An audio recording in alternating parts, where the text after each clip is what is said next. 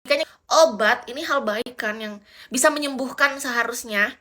Tapi ketika kita tenggak dengan yang lebih banyak dosis, artinya apa? Obat yang untuk demi kebaikan saja ketika dosisnya berlebihan jadi nggak baik kan? Nah sama dalam hal apapun. Kita harusnya pahamnya ke sana. Kita selalu mikirnya ke arah itu.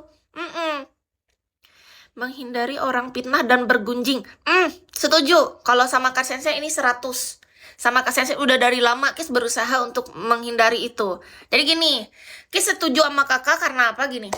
Banyak manusia kan dia tuh sukanya menghakimi atau sok menasehati atau merasa paling benar dan paling pintar. Misalnya nih, kita ngumpul sama orang yang lagi bergunjing, suka fitnah, ngomongin jelekin orang. Lalu kita merasa paling suci, paling bersih, paling oke. Nimbrung nih. Ih, lu pada dasar orang gila ya nggak waras. Kerjaannya ngomongin orang mulu. Misalnya mulut kita gitu tuh. Merasa paling hebat. Kayak aku dong, nggak suka aku ngomongin orang. Ngomongin apa kayak yang lebih bermanfaat. Misalnya gitu. Itu juga nggak baik. Menurut Kis nih. Nggak, kita nggak punya hak. Kita nggak punya hak bicara kayak gitu ke orang yang lagi bergunjing bahkan. Orang lagi fitnah. Orang lagi menjolimi orang lain. Kita lagi melihat di depan mata loh. Kita nggak punya hak gitu untuk menghakimi orang ini. Iya, Kis nggak akan pernah dalam hidupku Kak yang maha kuasa jadi saksi. Kita berada nih 10 orang bergunjing kita di situ. Tugas kita apa? Ke depan kita tahu, oh kita mendingan gak usah ikut. Gitu doang. Jaga jarak aja. Jarak aman. Kita nggak perlu kayak, nih kayak mobil di depan. Ada mobil kita. Mobil ini ugal-ugalan. Terus kita tabrak gitu. Dan bilang, bruk. Nah itu sama. Konsepnya persis. Konteks yang orang lagi ngobrol tadi, lagi senang-senang kan orang senang. Orang kalau lagi bergunjing fitnah itu mereka bahagia, Kak. Jangan sirik ngelihat kebahagiaan orang walaupun itu menurut kita hal negatif. Mohon maaf. Sama, kita naik mobil menurut kita sesuai arah gitu kan. Lalu yang di depan mobilnya aur-auran, kanan kiri kanan. Lalu gara-gara menurut kita benar, kita tabrakan, buk gitu. Nah, sama konsepnya yang tadi. Orang lagi bicara itu kita langsung sok-sokan, sok nasehat.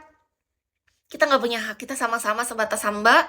Benar, itu mirip Kak. Sama kejadian yang kita merasa benar, jadinya jatuhnya sama-sama salah. Kita tabrakin kan. Coba, sama-sama lecet Kak. Mobil yang di depan merasa, apaan lo? Apa urusan lo sama gua? Suka-suka gua lah. Pasti gitu ngomongnya. Nggak ada satupun manusia yang suka ditegur. Nggak ada. Manusia tuh nggak suka dinasehati Kak, kecuali yang negur yang maha kuasa itu yang pertama. Kedua, kalau dia memang sedang sadar dan mau meminta nasihat. Beda. Kalau dia datang kepada temennya, lalu dia mempercayakan kita, halo Beb, halo sayangku, halo Kak, menurut kakak gimana ya baiknya kalau... Nah, itu baru saatnya kita boleh berbicara, itu pun empat mata kan. Nggak di depan orang banyak mempermalukan dia kan. Nah, ada caranya. Untuk menyampaikan sesuatu yang betul dan benar menurut kita pun ada cara yang benar. Kalau kita tadi itu orang lagi senang-senang, kita langsung tep kayak gitu, kita nggak ada bedanya. Malah kita jadi setan jatuhnya di sana, Kak. Benar, orang akan melihat kita dengan, siapa lo? Gitu. Sudah pasti, Kak. Manusia pasti gitu. Sama kayak mobil yang ugalan tadi kita tabrak, dia turun nih kayak ngegas sama kita. Apa lo nabrak-nabrak mobil gua lo? Siapa lo? Gitu. Udah pasti malah jadi berantem. Mending apa? Ya kita jaga jarak. Bawa dalam doa. Semoga suatu saat kita sama-sama bisa jadi lebih baik gitu doang. Karena kita nggak punya wewenang di sana. Biarkan orang yang bertugas yang melakukan bagiannya. Kita tuh punya batasan bagian masing-masing. Menurut Kis, kita ikut nimbrung gunjing negatif nular. Nah, kita ikut nimbrung, hati kita kan nggak tenang, nggak enak. Kayak mungkin kita nggak terbiasa ikut nimbrung ngomong negatif. Hati nggak enak nih, ya kan? Kalau kita mau ngatain juga nggak boleh, karena kita nggak punya kapasitas dan kita bukan bagian kita untuk menasehati. Kita siapa sih? Logikanya ke sana pasti dong. Manusia yang merasa dirinya sesama manusia nggak mau ditegur.